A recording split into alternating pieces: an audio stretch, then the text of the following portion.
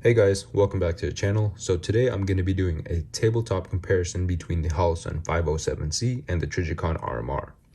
So the reason I'm doing this video is because a viewer has recently requested that I do a tabletop comparison or a review on budget optic so that he can, make a decision in buying one.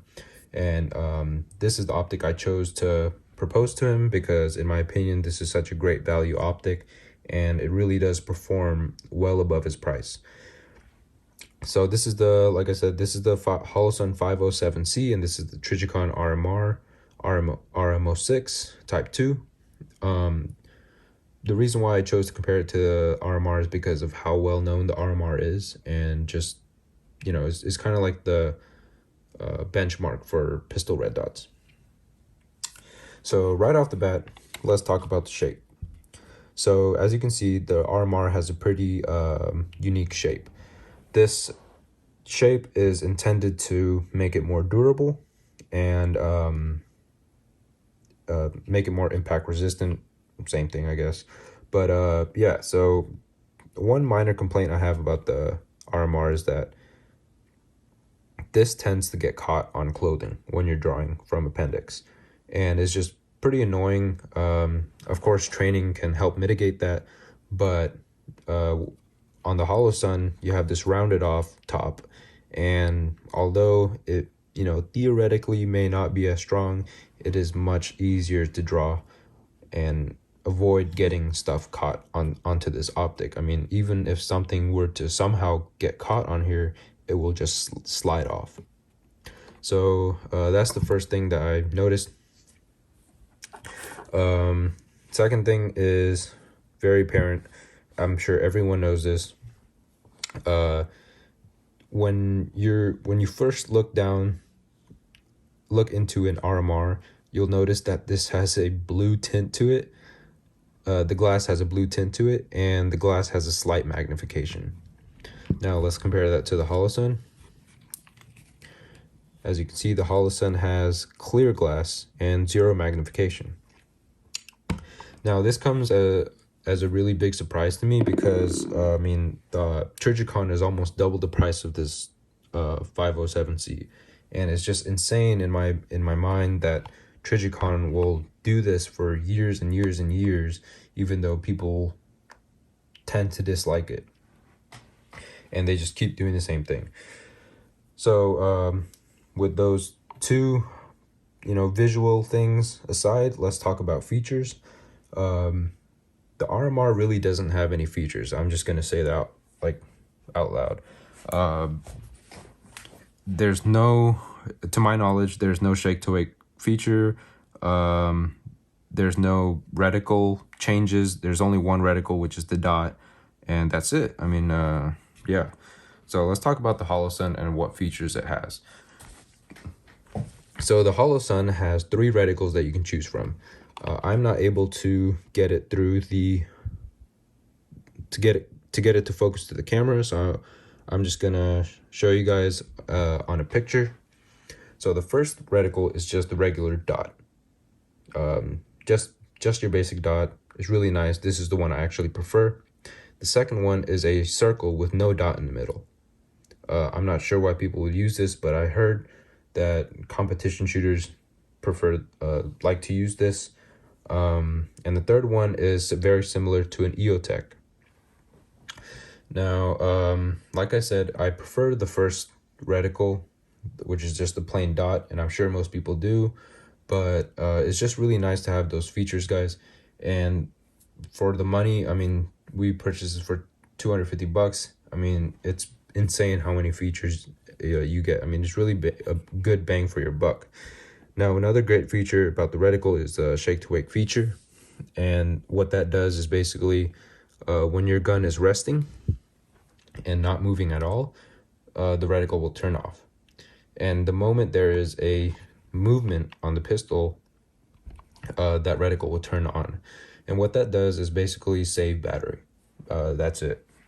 Now, I will say that the Holosun does have a pretty long-lasting battery. I haven't changed the battery on either of these pistols, but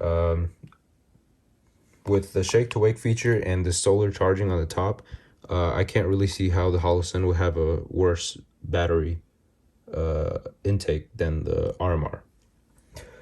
So another feature that is maybe a deal breaker for some of you guys on the RMR is that when you're changing the battery on the RMR, and it's not something you do often, it's probably like once a year, when you're changing the battery, you have to take the optic off, and you have to re-zero it and everything, which is a very annoying thing to do.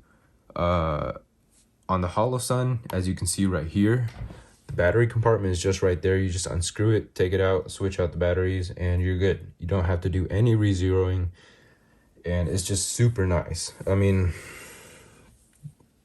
it's really not that big of a deal. It's just a minor inconvenience and annoyance to have to go through that once a year. But yeah, like I said, the Holosun really is super nice that you just are able to switch out the batteries without taking the optic off. So that basically is it for the features, guys. So now I'm just going to talk about my opinions between these two optics. And like I said, these are just my opinions. Yours may not be the same. But basically, I really don't see a reason why, like, let's say price aside, I don't see why you would choose the RMR. If they were both the same price and both had different brands, let's say this wasn't a Holosun and this wasn't the almighty Trijicon, the Holosun is the better optic in all honesty.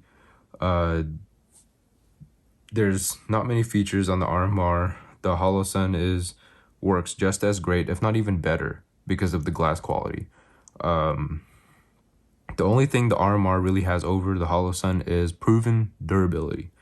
And I say proven is because one of the main reasons people choose RMR is because it is proven to be reliable and is proven to work even after people drag it through hell, literally. I mean, you can go to YouTube and look up torture tests for the RMR, and there are a ton of YouTubers who do a really great job on showing you guys what this optic can go through. And they also have those videos for the Holosun, and the Holosun didn't do too bad either. So on the one advantage that the Trijicon has over the Holosun, there wasn't really much of a big gain that the RMR had over it. So, and I mean, you know, if you're going to carry this pistol, it's not like you're going to go to battle with this thing. Like, in my opinion, the Holosun, the durability the Holosun has is enough. I mean, we have already dropped this pistol once, and when we dropped it, it fell right on the Holosun, and, you know, it still works. It's still fine. All the features work. Nothing happened to it. I haven't dropped the RMR, but maybe I will in the future. But yeah, so durability is there on the Holosun, and I really do think it's the better optic, price aside and brand aside. I mean, if you really can't stand the Holosun thing, you can just get yourself a Sharpie and just cross it out there. But I mean, I didn't mention this before, but this is my father's pistol and this is my pistol. He carries this every day, and as you can see, this is a Staccato C2. This is a very high dollar pistol, and he chose to put the Holosun on it because of how much he liked it. Me, I chose to go a more traditional route with the Glock and an RMR. I am testing out this new compensator setup, but that's just because I do shoot competitions. But yeah, so in conclusion, if you want a budget optic, the 507C is really the way to go. They have other offerings, but they cost more money. I really like the 508T they had. I mean, that thing looks badass. But yeah, so the reason, my personal reason that I chose the Trichicon RMR is because of its proven reliability and that it's made in the USA. That's about it. Other than that, it's really nothing special. It's just the baseline, in my opinion. And the Holosun has much more features, but I'm willing to live with that just because it's made in the USA. But maybe you don't care about that. Maybe you just want a good optic for your pistol, and like I said, 507C is the way to go. So to the viewer that requested this video and to anybody else watching this video, I hope this helped you guys out. If you have any more questions, please don't hesitate to leave it in the comment section below, and I will definitely answer it. So yeah, thank you guys for watching, and have a nice day.